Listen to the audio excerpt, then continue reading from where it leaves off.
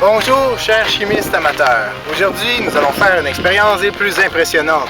Nous allons créer du brouillard à l'aide de permanganate de potassium et d'eau oxygénée, plus communément appelé le peroxyde d'hydrogène. Alors, commençons!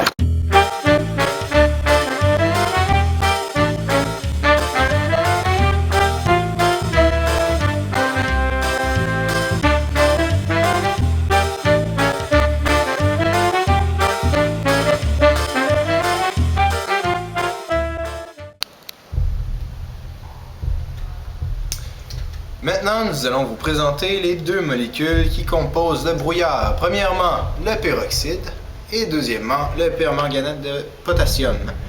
Maintenant, je vais vous présenter le professeur qui va nous expliquer l'utilité de ces deux molécules. Professeur Hu! Tourne la caméra.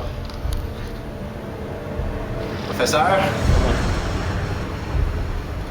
Oh, vous avez bien dormi? Ouais. Oh, présentez-nous les deux molécules, s'il vous plaît. Ok. Ah bon. Oui, en effet, le peroxyde d'hydrogène a plusieurs utilités. Il sert essentiellement au blanchiment de pâte à papier et il est contenu dans les produits de blanchissement dentaire. Dans le domaine de l'environnement, on l'utilise pour le traitement des eaux, des sols et des gaz. Dans le domaine biologique, le peroxyde est naturellement sécrété par le corps humain.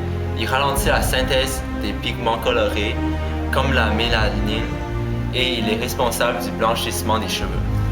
Dans la médecine, c'est désinfectant pour un traitement local. Et il est efficace contre le tétanol dont la bactérie est essentiellement anaérobie. Il entre dans la composition de certains traitements en dermatologie. Vaporisé à haute température, il sert à stériliser les emballages alimentaires. Et finalement, à haute concentration, il peut servir de carburant pour la propulsion des fusées. Ensuite, le permanganate de potassium. Il est utilisé fréquemment pour oxyder le fer et le manganèse dans les usines de traitement d'eau de consommation provenant de puits artésiens.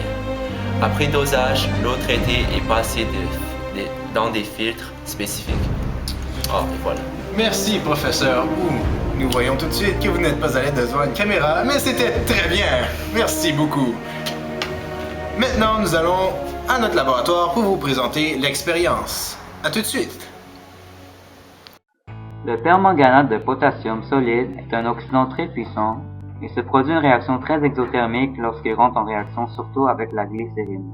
La chaleur est de telle qu'elle peut faire fondre les matériaux en verre.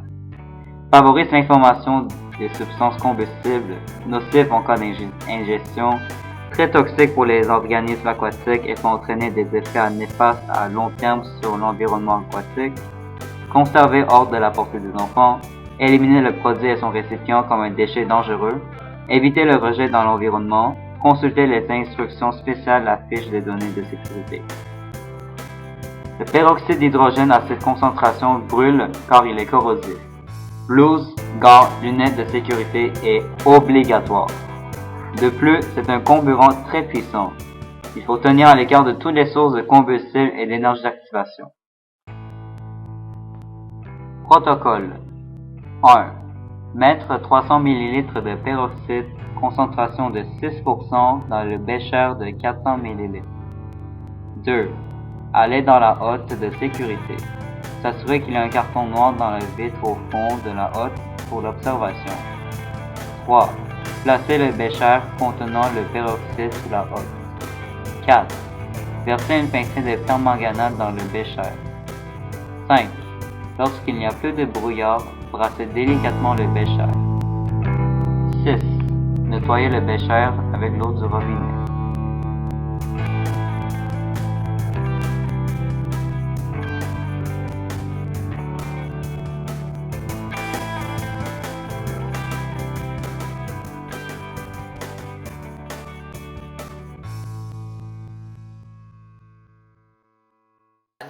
Ensuite, l'anion MnO4 se recombine avec des atomes d'hydrogène libérés et les électrons selon l'équation suivante.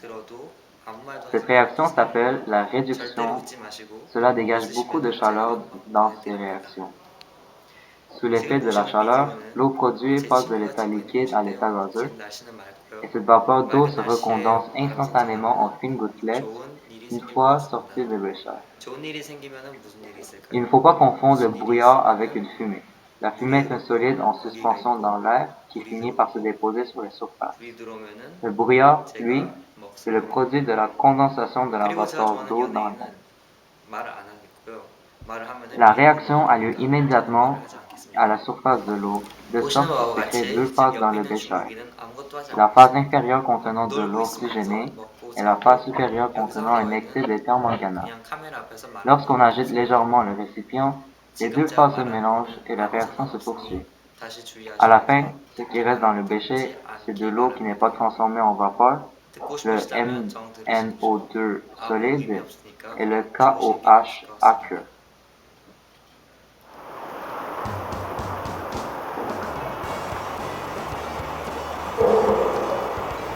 Finalement, l'équation finale de la réaction, c'est 2KMnO4 solide plus du 3H2O aqueux donne du 2MnO2 solide plus du 2KOH aqueux plus du 3O2 gazeux plus du 2OH gazeux.